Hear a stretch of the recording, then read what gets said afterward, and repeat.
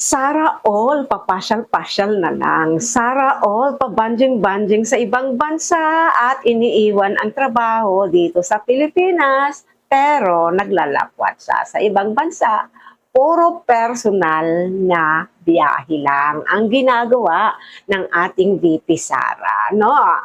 Magandang araw po sa lahat ng aking mga manunood. Magandang umaga, magandang gabi, magandang tanghali, magandang hapon. Anumang oras niyo po ito napapanood.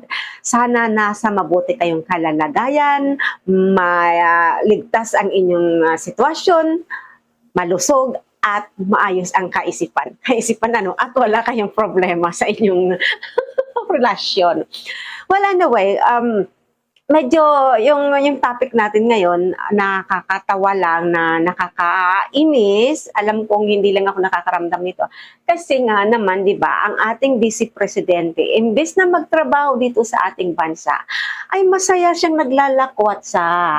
At recently, ano po, 4 na bansa ang pinuntahan niya na. At itong kailan-kailan lang, itong ngayon-ngayon lang, ano po, sa Australia naman, nag-attend siya ng Free Duterte rally, 'di ba? Na alam ko nga kung totoo talaga ito, hindi ko pa kasi na double check ano, na pinagtabuyan daw sila ni Amy sa Australia daw ha. Do double check ko pa ano kung totoo 'yon. Anyway,